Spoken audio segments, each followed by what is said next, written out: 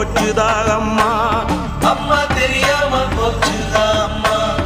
இவ தேகமும் ஆவியும் போனத பார்த்தும் தெய்வம் இருக்குதா சும்மா, அந்த தெய்வம் இருக்குதா சும்மா. கன்னி தெய்வமே இவள் காட்டுக்குள்ளே மறு காளியாய் தோன்றி வருவாளோ, கன்னி தெய்வமே இவள் காட்டுக்குள்ளே மறு காளியாய் தோன்றி வருவாளோ.